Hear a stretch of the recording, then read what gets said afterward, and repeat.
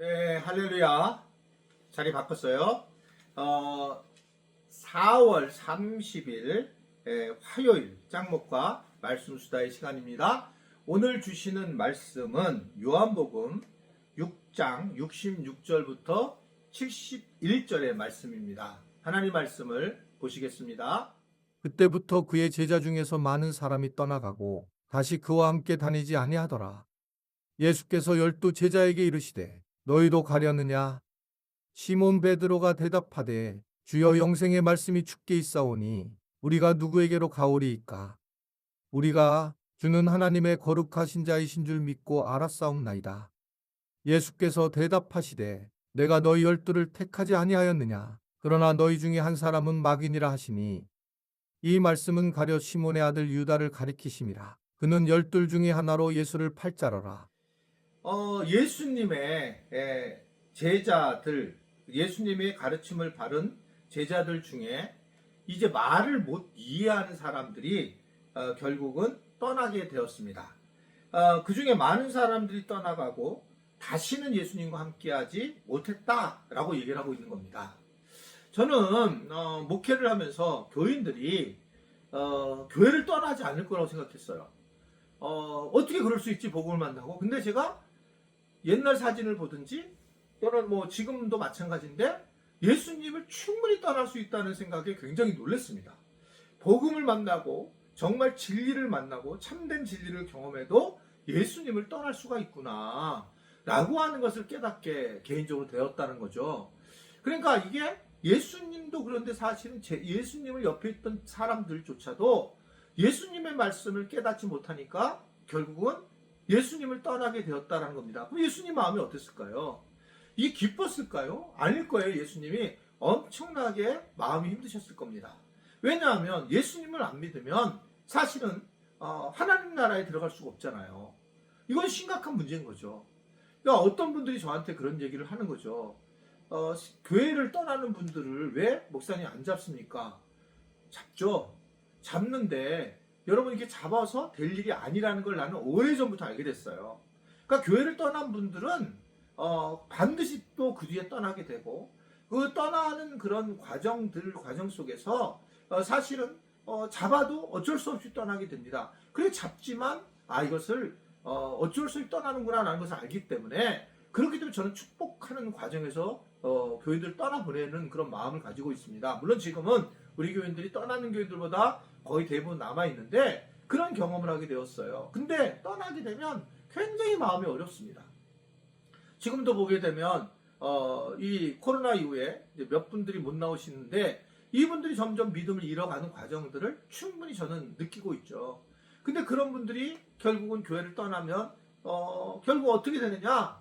복음을 없는 사람들처럼 살아가는 겁니다. 복음을 경험한 사람들이 복음을 믿지 않고 살아가는 그런 모습을 보인다는 거죠. 그래서 예수님도 물어보죠. 나머지 12 제자들에게 너희들도 떠나겠는가? 라고 물어봤더니 이 시몬 베드로가 기가 막힌 얘기를 해요.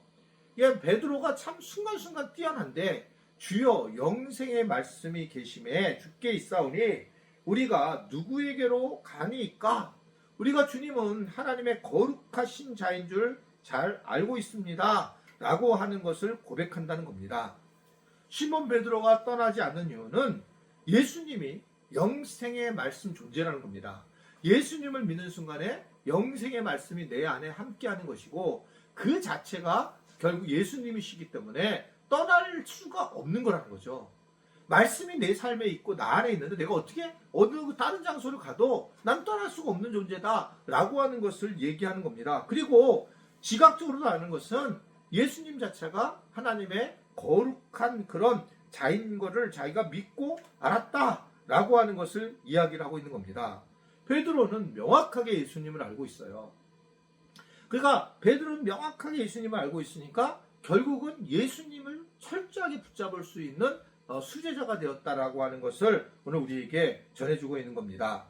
예수님만 있으면 됐고 예수님이 하나님의 거룩한 자라고 생각을 하게 되었다라고 한 겁니다. 이러한 베드로, 철저하게 예수님을 중심으로 한 베드로가 있었던 반면에 오늘 뭐라고 얘기를 하고 있습니까? 70절에 너희 12를 택하지 아니하였느냐? 그러나 너희 중에 한 사람은 마귀라 라고 얘기를 하면서 구체적으로 가룟 유다인 것을 이야기를 하고 있는 겁니다. 사람인데 마귀라 이렇게 얘기하는 이유는 실제로 영적으로 마귀가 흔드는 그런 모습을 보인다는 겁니다. 영의 세계에서 마귀가 하는 일이 굉장히 막강해요.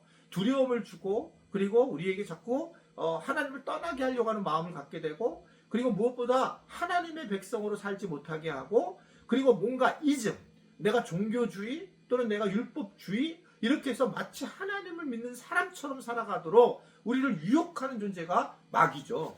마귀는 성경에서 광명의 천사라고 얘기를 합니다. 우리에게 충분히 유혹이 된다는 거예요.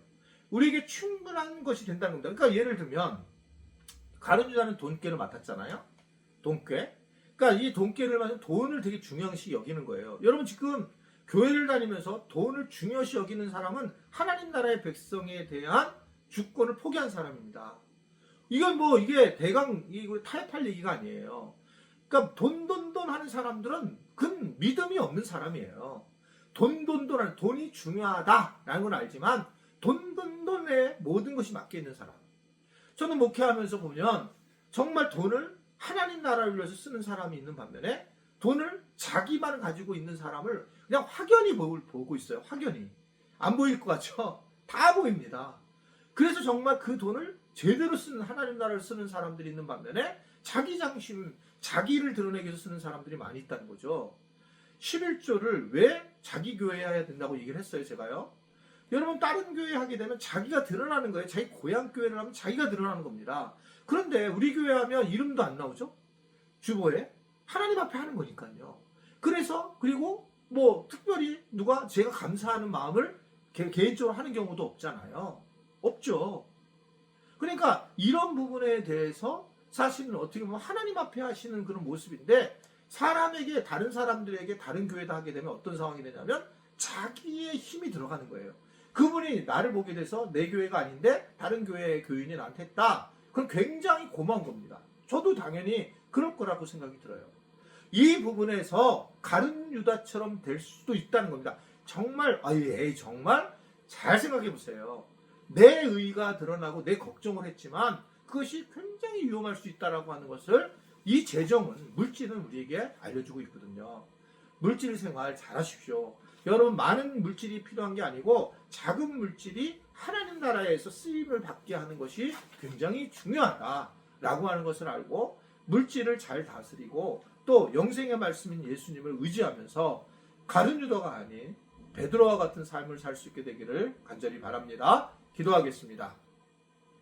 하나님 아버지 4월 마지막 날을 또 이렇게 우리가 영생의 말씀은 예수님을 만나게 돼서 감사합니다. 재정적인 정말 조심을 잘해서 마귀가 된 가룟 유다 같은 모습이 되는 게 아니라 영생의 말씀을 얻는 베드로와 같은 존재들이 되도록 은혜 베풀어 주옵소서.